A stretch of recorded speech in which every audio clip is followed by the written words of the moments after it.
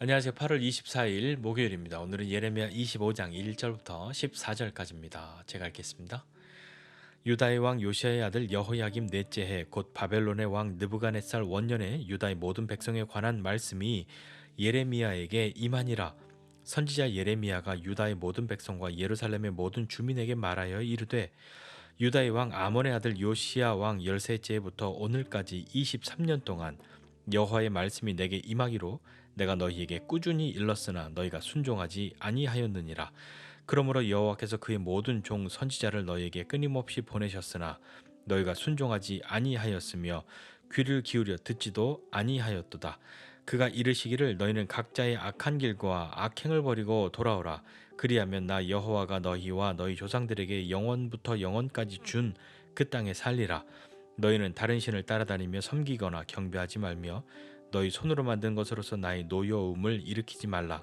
그리하면 내가 너희를 해하지 아니하리라 하였으나 너희가 내 말을 순종하지 아니하고 너희 손으로 만든 것으로서 나의 노여움을 일으켜 스스로 해하였느니라. 여호와의 말씀이니라. 그러므로 만군의 여호와께서 이와 같이 말씀하시니라. 너희가 내 말을 듣지 아니하였느니라. 보라, 내가 북쪽 모든 종족과 내 종 바벨론의 왕 느부갓네살을 불러다가 이 땅의 주민과 그 사방 모든 나라를 쳐서 진멸하여 그들을 놀램과 비웃음거리가 되게 하며 땅으로 영원한 폐허가 되게 할 것이라. 여호와의 말씀이니라. 내가 그들 중에서 기뻐하는 소리와 즐거워하는 소리와 신랑의 소리와 신부의 소리와 맷돌 소리와 등불 빛이 끊어지게 하리니 이 모든 땅이 폐허가 되어 놀랄 일이 될 것이며 이 민족들은 70년 동안 바벨론의 왕을 섬기리라. 여호와의 말씀이니라. 70년이 지나면 끝나면 내가 바벨론의 왕과 그의 나라와 갈대아인의 땅을 그 죄악으로 말미암아 벌하여 영원히 폐허가 되게 하되 내가 그 땅을 향하여 선언한 바 곧 예레미야가 모든 민족을 향하여 예언하고 이 책에 기록한 나의 모든 말을 그 땅에 임하게 하리라. 그리하여 이 여러 민족과 큰 왕들이 그들로 자기들을 섬기게 할 것이나 나는 그들의 행위와 그들의 손이 행한 대로 갚으리라. 아멘. 하나님은 하나님의 일을 하십니다. 그리고 그 백성들은 하나님의 일하심에 반응하고 하나님과 함께 하는 그 경험을 하는 것이, 그런 삶을 사는 것이 은혜요 복인 줄 알고 사는 백성이어야 하는데, 오늘 이 백성들은 어떻게 하였는지 우리가 계속해서 예레미야에서 보고 있는 것처럼 그들은 하나님을 거역하고 하나님께로 등을 돌리고 얼굴을 돌리고 어그러진 길인지를 알면서도 우상을 섬기는 길을 가고 그들의 그 잘못된 걸음을 멈추지 않고 계속해서 가고 있었던 사람들이죠. 하나님은요, 그들을 향해서 어떻게 하셨냐면 선지자들을 끊임없이 보내신 겁니다. 순종하지 않으니까 계속 보내는 거죠. 한번 보내서 너희 이러면 안 돼, 잘해야 돼 라고 했을 때 예, 잘하겠습니다 하고 돌이키면 되는데 그렇게 하지 않은 것이죠. 예레미야가 오늘 이야기할 때에 요시야 왕이 13년부터 내가 지금까지 23년 동안이나 하나님이 나에게 말씀하심으로 내가 너희에게 꾸준하게 하나님의 말씀을 선포하고 그 하나님 말씀을 이야기하였다라고 이야기합니다. 그런데 그 23년 동안이나 하는 그 일 속에 어떤 일이 일어났냐면 이 백성들이 하나님께로 돌아오거나 한 것이 아니라 그들이 여전히 순종하지 않은 것이죠. 예레미야와 다른 여러 선지자들을 통해서 하나님이 하신 말씀은 돌아오라, 돌이키라, 우상을 섬기지 말라, 우상에게서 돌이키라 하는 그 말씀을 하고 계셨는데요. 이 백성들은 예레미야가 23년 동안 이야기하는 것 그때만 보더라도 꾸준히 말씀을 전한 예레미야와 꾸준하게 순종하지 않은 이 백성들의 모습을 볼 수 있습니다. 그들은 순종하지 않을 뿐만 아니라 귀 기울여 듣지도 않았던 것이죠. 그러니 하나님이 그들을 심판하시기로 그렇게 선언하십니다. 심판의 이유는 그들이 순종하지 않음, 하나님을 버리고 우상을 섬김, 그것 때문에 그들을 심판하시기로 하신 거죠. 바꾸지 않을 것이라 말씀하셨습니다. 심판의 내용들은 무엇이냐면요, 느부갓네살을 불러다가 바벨론에게 이 백성들이 망하고 포로로 잡혀가는 거죠. 너희가 항복하는 것 말고는 살 길이 없다 라고 말씀하실 정도였으니까요. 하나님이 내 종 바벨론의 왕 느부갓네살이라고 말씀하실 정도입니다. 느부갓네살이 믿음이 생겨서 하나님께 헌신하고 충성하였기 때문에 이렇게 말 들은 것이 아니라 하나님이 하나님의 백성을 심판하고 징계하는 데에 이들을 도구로 쓰셨던 거죠. 그들을 불러다가 어떻게 하십니까? 이 땅의 주민과 사방의 모든 나라들을 진멸하고 그렇게 되니 그들이 놀램과 또 비웃음 그런 거리가 되어 버리고 땅으로 영원한 폐허가 되게 하신다 말씀하십니다. 그러나 그 사람들 중에서는요, 또 어떤 일이 일어나냐면 10절에 내가 그들 중에서 기뻐하는 소리와 즐거워하는 소리와 신랑의 소리와 신부의 소리와 이제 갑자기 어색하지만 맷돌 소리와 등불빛이 끊어지게 하신다 말씀합니다. 기뻐하는 소리나 즐거워하는 소리, 신랑의 소리, 신부의 소리는 뭐 아주 특별한 어떤 뭐 그런 소리는 사실 아니지 않습니까? 어떤 뭐 우주적인 그런 소리가 아니잖아요. 그냥 우리 일상에서 늘 기쁠 수 있고 즐거워할 수 있고 또 신랑과 신부의 소리를 들을 수 있고 하는 그런 것들. 또 맷돌 소리 말입니다. 뭐 밥을 짓고 뭐 음식을 하고 할 때 하는 그 소리들, 등불의 빛, 그것을 하나님이 다 끊어지게 하신다. 그러니 일상이 사라지게 되는 거죠. 일상의 소리들이 사라지게 됩니다. 이 땅이 폐허가 되고요. 놀랄 일이 그 폐허가 된 것이 놀랄 일이 될 것이고, 그리고 너희들은 이 민족은 70년 동안 바벨론의 왕을 섬길 것이다. 포로가 될 것이다. 끌려갈 것이다. 말씀하십니다. 하나님의 가장 큰 심판은 바벨론의 포로로 잡혀가는 것 그 자체가 아니지 않습니까? 하나님의 가장 큰 심판은 어떤 것이라고 생각하십니까? 하나님의 가장 큰 심판 중에 하나는 그냥 내버려 두시는 것 아닐까요? 하나님이 함께 하지 않으시는 것, 그것 아니겠습니까? 하나님이 함께 하지 않으실 때에 하나님을 버리고 우상을 따랐을 때에 그들에게 일어난 일들은 앞서 나왔던 그 심판의 내용과 같이 그들의 일상이 끊어지는 거죠. 일상의 소리가 사라지고 흔하디 흔한 등불이 끊어지게 되는 겁니다. 평범했던 그들의 일상을 누리지 못하게 되는 것이죠. 그뿐만 아니라 바벨론도 하나님이 심판하신다 말씀하십니다. 70년이 끝나면 하나님께서 바벨론과 또 그의 나라와 갈대아인의 땅을 심판하시는데 그들의 죄악 때문에 심판하신다. 그리야 영원히 폐허가 될 것이다 말씀하십니다. 그 땅을 향해서 예레미야가 예언한 것 뿐만 아니라 모든 민족을 향해서 예언한 것, 그것을 이 책에 기록했는데 하나님이 그 모든 것을 다 이루시겠다.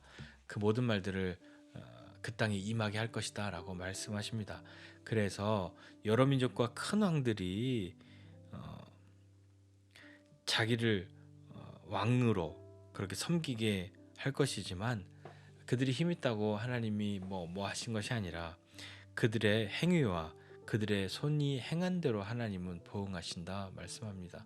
그러니 하나님이 바벨론을 심판하시는 이유는 이스라엘 백성들을 심판하고 징계하는 도구로 쓰셨으나 그 과정 가운데 그들에게 있는 그 악, 그들이 행한 것, 그것 때문에 하나님이 그들을 심판하시겠다고 말씀하십니다. 오늘 이 말씀 보면서 좀 생각해 보고 싶은 것이 있는데요. 하나는 이겁니다. 잘 듣자입니다. 잘 듣자. 예레미야가 23년 동안이나 말했는데 너희 순종하지 않았다. 귀 기울여 듣지도 않았다. 그렇게 말씀합니다. 순종은 우리가 알다시피 들음에서 나지 않습니까? 순종은 듣지 않고서는 할 수 없는 것입니다. 그러니 우리가 순종하려면 어떻게 해야 되겠습니까? 하나님의 말씀을 들어야 하는 것이죠. 오늘 이 백성들이 23년 동안이나 예레미야가 외치고 수많은 선지자들을 보내셔서 하나님 말씀하시는 것을 들었다면 그들에게는 어떤 일이 일어났을까요? 그들은 듣지 않았기 때문에 그 소리도 귀 기울여 듣지 않았으니 어찌 하나님의 뜻을 순종할 수 있겠냐고요. 하나님은 그들에게 그렇게 하신 것처럼 우리에게도 끊임없이 꾸준하게 말씀하십니다. 아침마다 우리에게 말씀하시고 밤마다 우리에게 은혜를 베푸시는 그 하나님이시지 않습니까? 거역하는 백성들에게 하시는 하나님의 말씀은 한결같으십니다.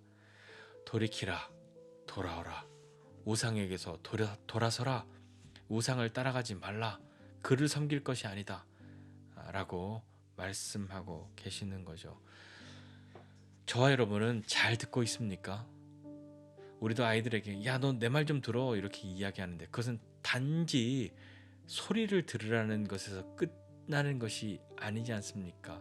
내가 말하는 바 그것을 행해 그 의미를 담고 있는 것이잖아요. 나에게 말씀하시는 하나님을 우리는 알고 있습니까? 그 하나님 소리를 듣고 있습니까? 만약에 우리가 하나님의 소리를 듣지 않는다면요, 우리의 일상에 있는 소리들이 사라질지도 모릅니다. 그것은 기뻐하는 소리, 즐거워하는 소리, 신랑의 소리, 신부의 소리, 뭐 맷돌 소리, 뭐 등불, 빛 이런 것 다 사라지고 끊어지게 하신다 말씀하신 것은 아까도 말씀드렸듯이 이것이 엄청 뭐 신비로운 일이 있을 때만 나는 소리, 그런 소리가 아니라 그냥 우리 일상인 것이잖아요. 일상의 소리가 사라지면 우리의 일상이 어그러지고 그 일상을 일상으로 누리지 못하게 되는 그런 처지에 놓이게 된다는 말입니다. 그러니 생각해 보면 우리의 일상은 하나님이 우리와 함께 하심으로 누릴 수 있는 것이지 않겠습니까?